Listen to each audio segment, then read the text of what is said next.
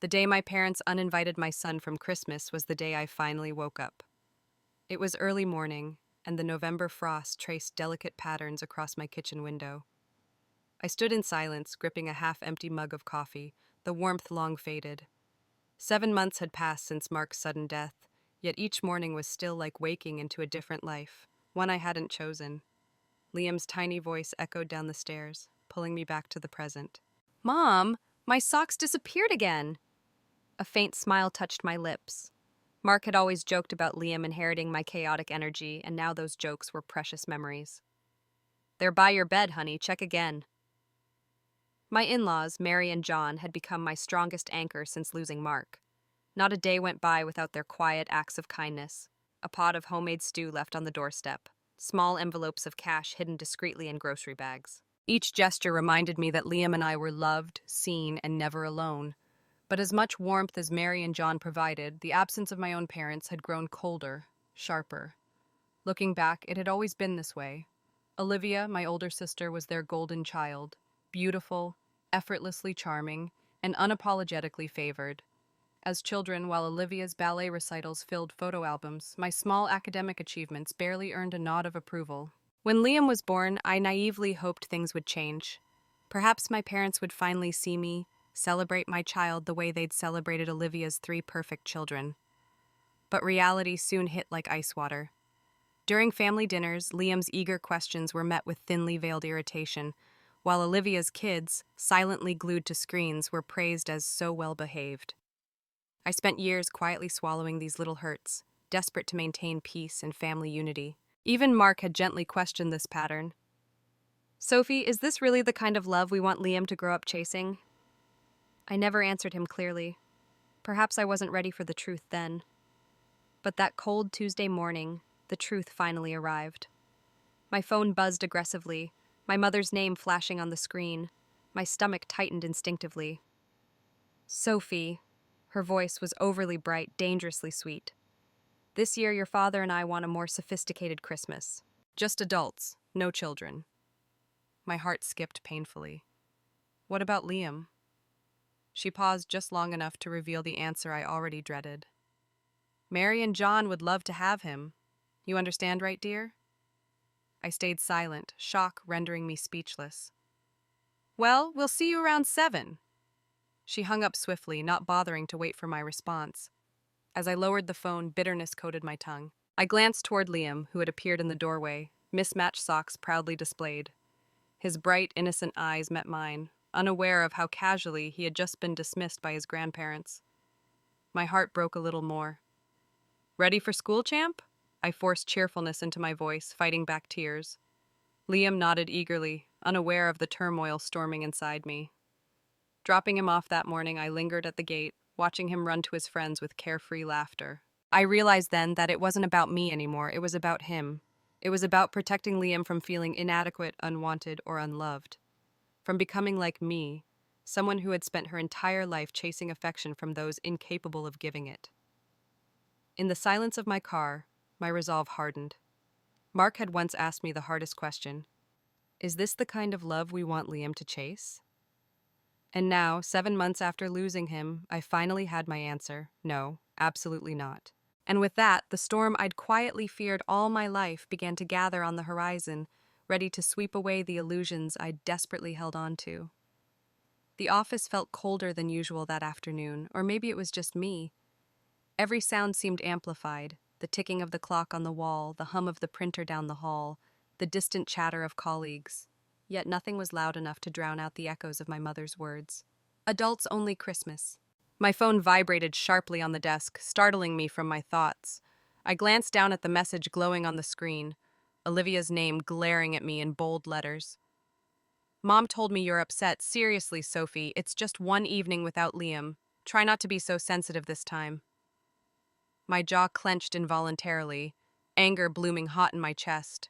Olivia had always perfected the art of trivializing my feelings, making me question if I was just imagining all the unfairness. But today I saw clearly. It wasn't about sensitivity, it was about dignity. As my fingers hovered over the screen, debating whether to reply, another message flashed urgently from Mary, my mother-in-law. "Liam forgot his lunchbox again. Don't worry, we brought him something special. He's doing great. A rush of gratitude flooded through me, tempered by an ache of sadness. Mary, who owed us nothing, had become Liam's greatest protector, while his own grandparents saw him as nothing but a nuisance to be pushed aside. Hey, Soph, you all right? I looked up, startled. My coworker Emma stood by my cubicle, concern etched into her features. I quickly blinked away the sting of tears that had formed unnoticed. Yeah, fine, just a long day, I forced a smile. Emma raised an eyebrow skeptically but didn't press further. She left quietly and I sighed, rubbing my temples, trying to clear the fog in my head.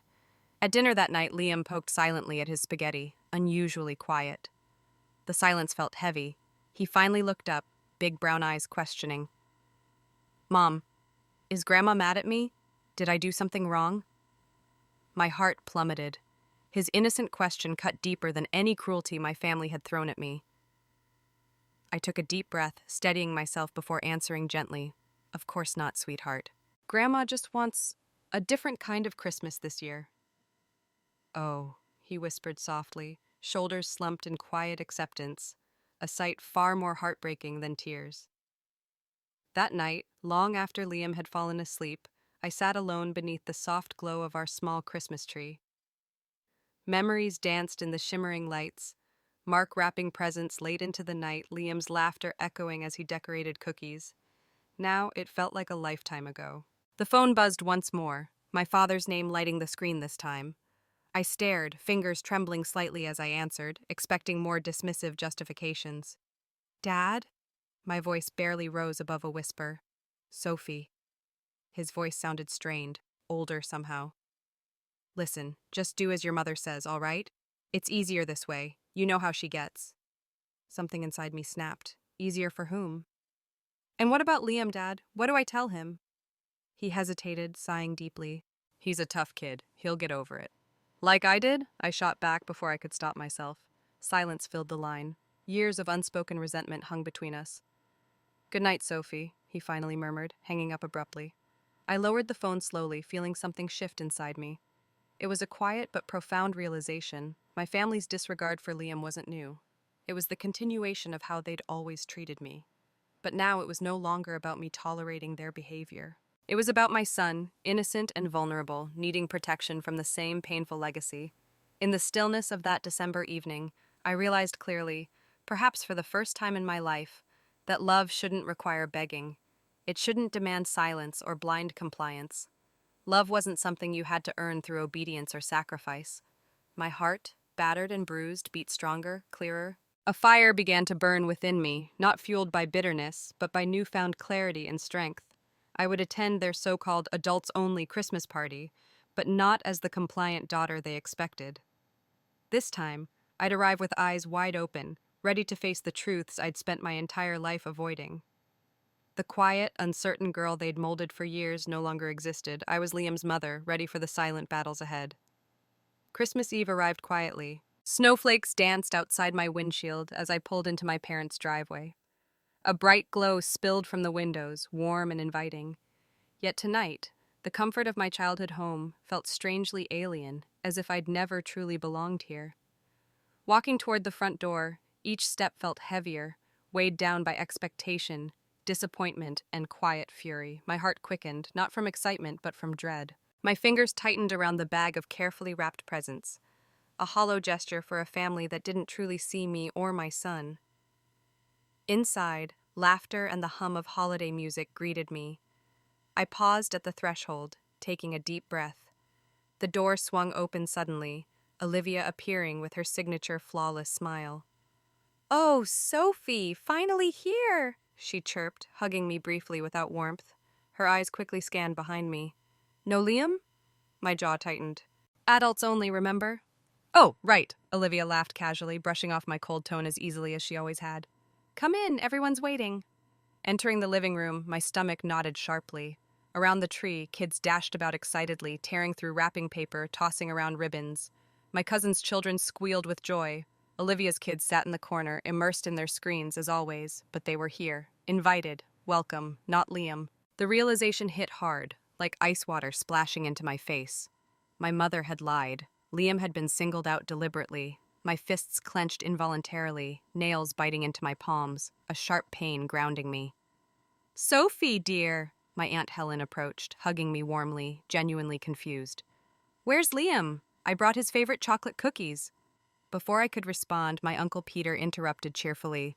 "Yeah, we've missed our little genius tonight. Why didn't you bring him along?" My throat constricted painfully, eyes turned to me, questioning, curious. I caught my mother's gaze across the room, calm, composed, deliberately looking away. My father stood stiffly beside her, avoiding eye contact. They knew exactly what they'd done. A silence descended briefly. I swallowed hard, struggling to control the tremor in my voice. Mom wanted an adults-only Christmas this year. Liam wasn't invited. Confusion rippled visibly across the faces around me, quickly replaced by uncomfortable whispers. Aunt Helen's eyes widened slightly, glancing toward my mother with unspoken reproach. The festive air evaporated instantly. Mom stepped forward, a strained smile on her lips. "Sophie's exaggerating. We just thought it'd be easier for everyone." "Easier for whom?" I interrupted sharply, my voice trembling with years of pent-up resentment. "Liam was deliberately excluded, Mom. Why lie about it?" My mother's smile hardened subtly, eyes narrowing slightly. "This isn't the time, Sophie." "Oh, I think it's exactly the time," I shot back, louder than intended. The room fell deathly silent. Every eye was fixed on us, the family drama finally exposed. "Why is my son never enough for you? Why do you always treat him and me as second-class family?" My father moved forward hesitantly, clearing his throat awkwardly. "Sophie, don't cause a scene." But I wasn't backing down. "The only scene here is you pretending Liam doesn't exist, while happily celebrating with every other child in this family." A gasp erupted softly somewhere in the room. Olivia looked away, uncomfortable for the first time. My mother's face reddened slightly, her careful composure slipping. "You've always misunderstood things, Sophie," she began quietly, her voice dangerously controlled. "No," I countered, finally finding my strength. "I understand perfectly now. And frankly, I'm tired of pretending it's normal." Turning sharply, I placed the bag of presents onto the floor. My hands shook, but my voice remained steady. "Merry Christmas," I said quietly, my words laced with a resolve I'd never shown before. I left without another word, the door slamming behind me with a finality that echoed through the winter air. As I walked away, each step felt like reclaiming a small piece of myself, shattered by years of silent battles behind closed doors. I hadn't planned for tonight to explode this way, yet I realized as the cold air bit against my flushed skin, this confrontation was exactly what I needed, maybe even what I had secretly craved all my life. But what I didn't know, as I drove toward Liam, was that tonight's revelations were just the beginning. Deeper secrets, more painful truths lay hidden, waiting to emerge. And when they did, nothing in our family would ever be the same again. I sat alone in the car, breathing clouds into the icy air. My hands shook uncontrollably on the wheel, a mixture of rage and relief. Years of silence had finally erupted in one night, yet even amid my newfound strength, doubt crept in. Was I brave or reckless? Was I protecting Liam or letting anger control me? My phone buzzed sharply, startling me. A text from Olivia lit the screen. "We need to talk. Meet me outside now." I hesitated. Conversations with Olivia always ended with me questioning myself, but tonight felt different. I gathered my courage, stepped back out into the biting winter air, and saw her waiting by her car, coat wrapped tightly, her breath misting like smoke. "What is it, Olivia?" My voice was tired, edged with caution. She glanced around nervously before finally speaking. "Mom and Dad didn't tell you everything, Sophie." "Clearly," I shot back, harsher than intended. "They lied about the party," she interrupted, frustration cracking her polished veneer. "Forget the party. That's nothing compared to what they're hiding. It's about the money." I froze. "What money?" "The insurance from Mark's death." Her voice softened slightly, almost apologetic. "Mom asked me to pretend I was sending them money each month, so you'd agree to help too. I never sent them a penny, they just wanted your payout." And the world tilted beneath my feet, every breath suddenly difficult. "You lied all this time?" Olivia glanced nervously back toward the house, lowering her voice further. "Mom said it was the only way you'd share the money. They knew you'd do anything for approval. It wasn't personal." "Wasn't personal?" My voice trembled with rage and hurt. "They manipulated me using Mark's death, my husband's death, and you went along with it." Olivia fell silent, eyes searching the ground. Her shame, brief but genuine, was a look I'd never seen before. I never actually sent them money, she admitted finally. Jack doesn't even know this was happening. He'd kill me. For a moment, shock replaced anger. Perfect Olivia, my sister, their golden child, had hidden her own vulnerability behind lies and false perfection. A twisted pity softened my anger briefly before I shook it away. I trusted you, I whispered, bitterness seeping through every syllable. She swallowed hard, her mask slipping fully. You shouldn't have. Sophie, it's time you realized. They never cared about us equally. I've just played the game better than you, but I'm done pretending. A sudden, angry shout echoed from the doorway behind us. Olivia's husband, Michael, stood there, disbelief painted starkly across his face. Olivia, what are you talking about? What money? Olivia spun around, visibly pale. Jack, I didn't. Jack's eyes hardened, looking from her to me, confusion turning into betrayal. We're drowning in debt and you're giving your parents money behind my back?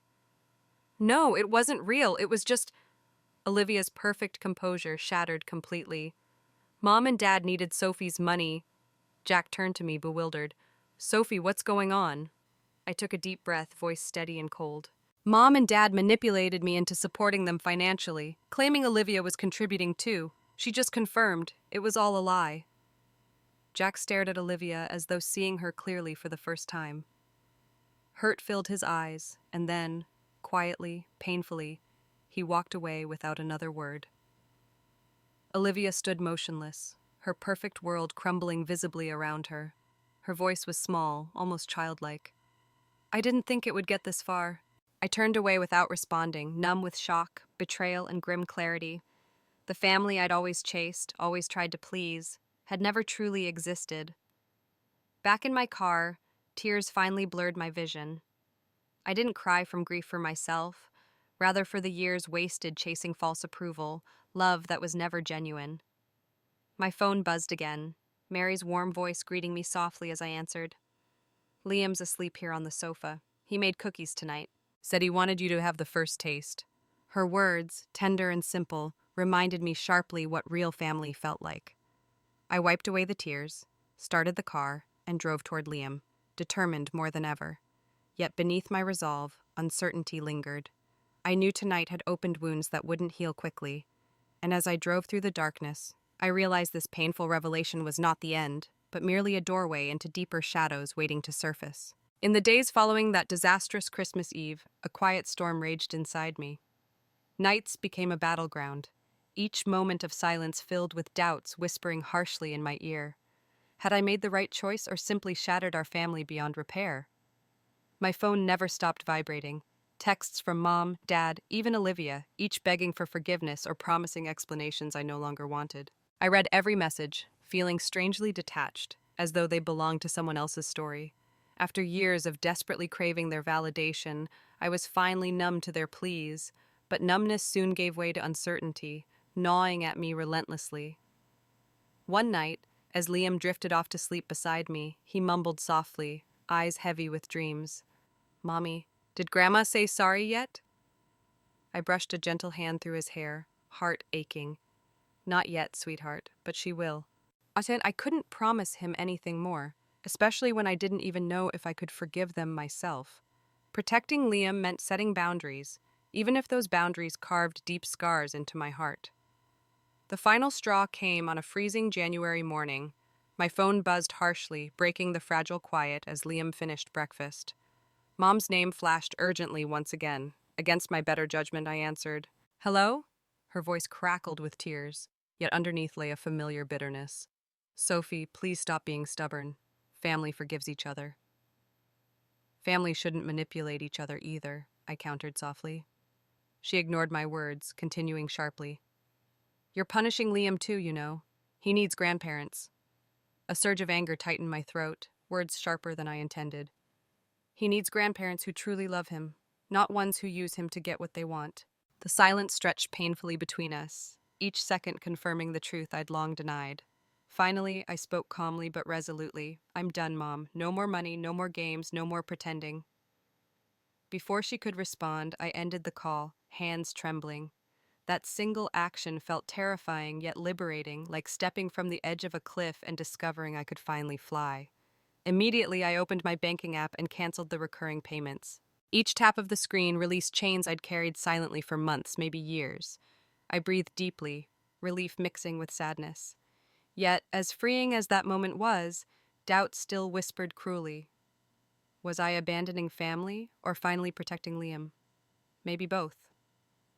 Later, Liam and I visited Mary and John, where laughter came easily and love flowed without expectation. Watching Liam decorate cookies with Mary, giggling when John playfully stole frosting from his fingers, confirmed what I had begun to understand clearly. Family was not about blood, it was about who chose to stay, who showed up consistently, and whose love was never conditional. That evening, as Liam drifted off peacefully on their couch, Mary quietly touched my shoulder. You've done the right thing, Sophie. Sometimes love means knowing exactly where to draw the line. Tears filled my eyes, but this time they were tears of relief. Someone had finally understood the war inside my heart. But as I closed my eyes that night, nestled beside Liam, I knew the hardest part was still ahead.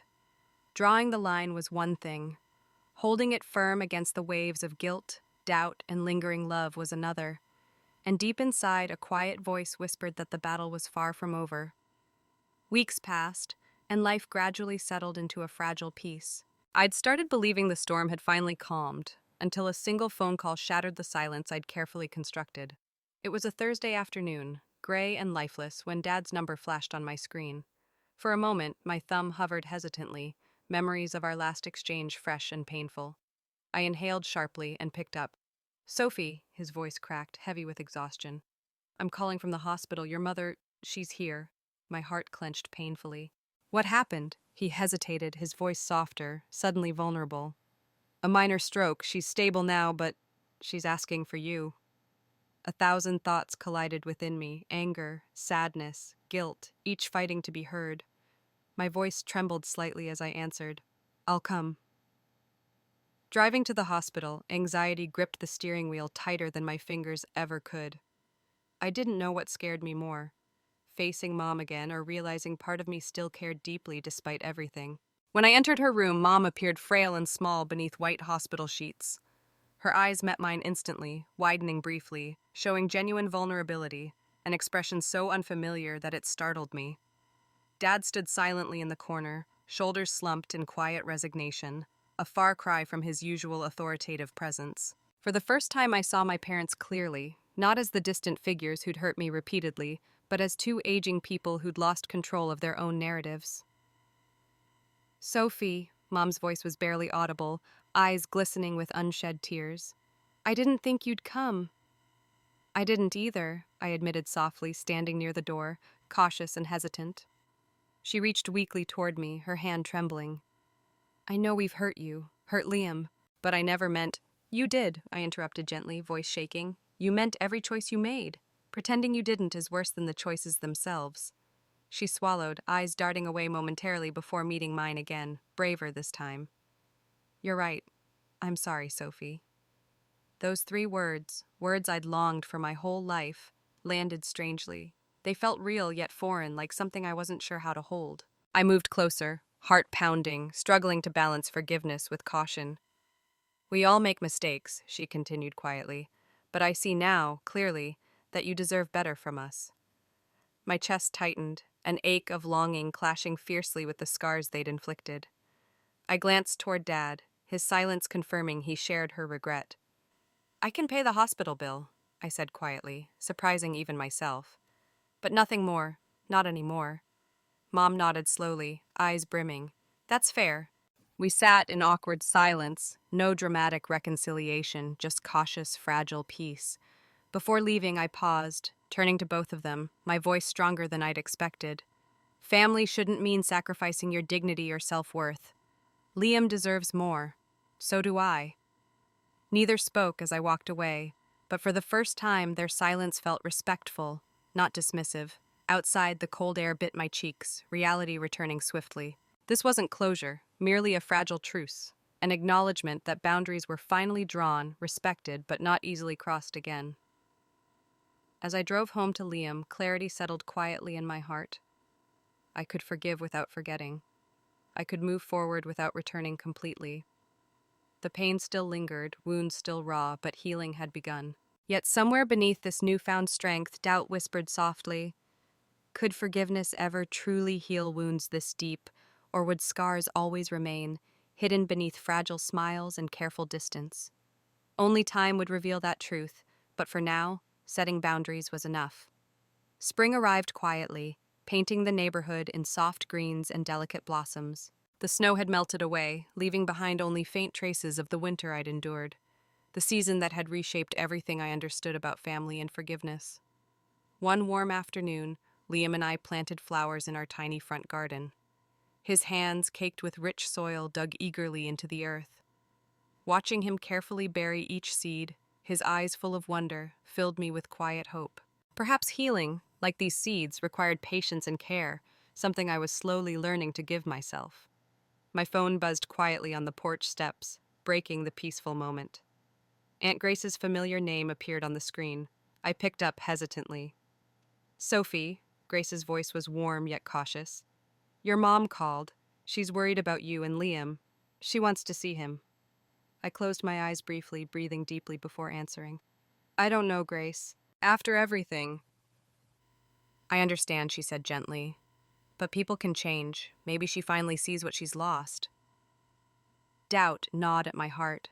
Could my mother truly change?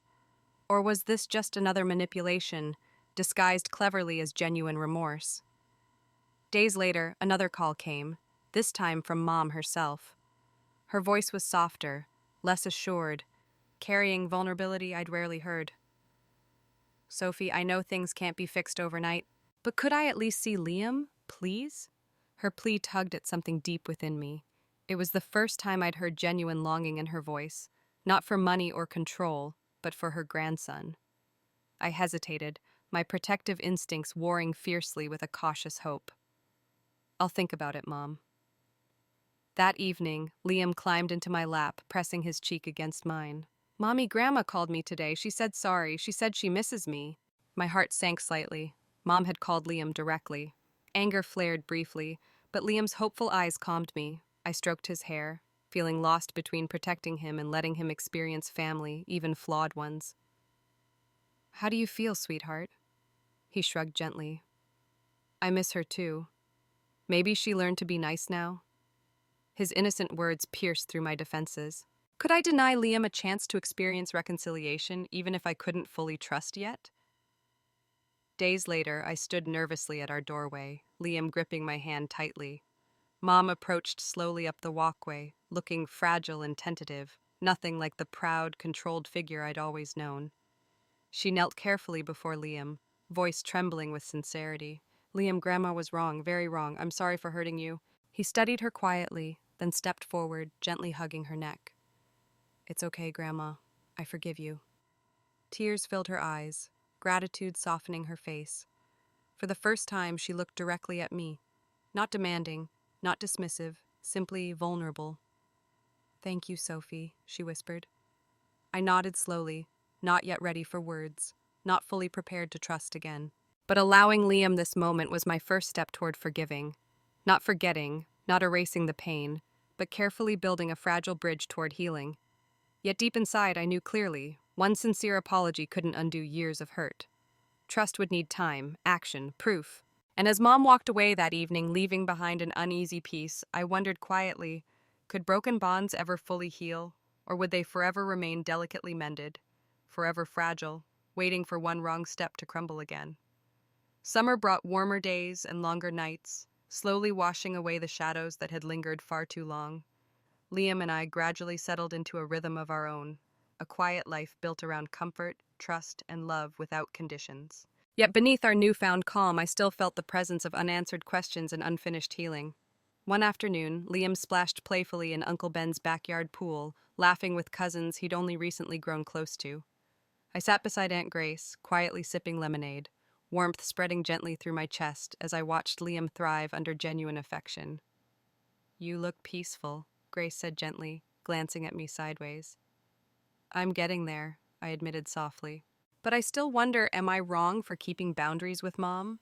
Grace placed her hand reassuringly on mine. Boundaries aren't barriers, Sophie. They're how you keep the good in and the bad out.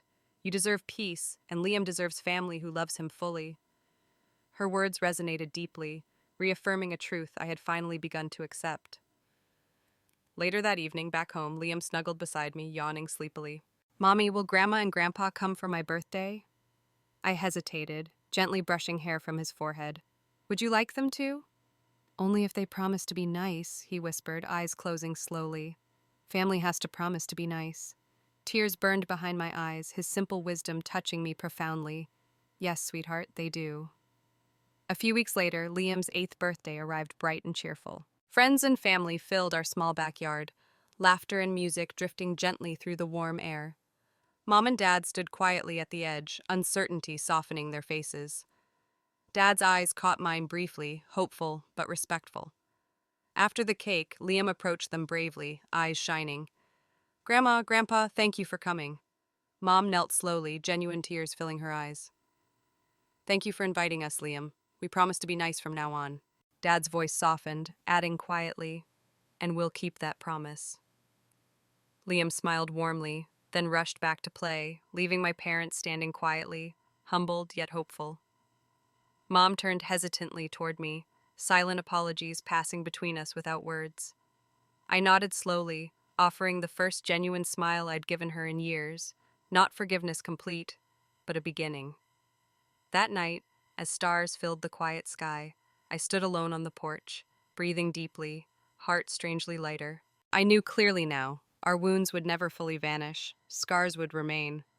But scars were reminders of strength, evidence we'd survived, rebuilt, and grown wiser. Forgiveness was no longer something I sought desperately. It was something I chose, carefully, consciously, one step at a time. The boundaries I'd built were sturdy enough to protect, yet gentle enough to allow hope through. Perhaps healing wasn't about returning to who we were before the hurt, but about becoming someone stronger, wiser, who chose herself and her child over approval. As I turned back toward the warmth of our home, Liam asleep peacefully inside, I finally felt ready for whatever lay ahead.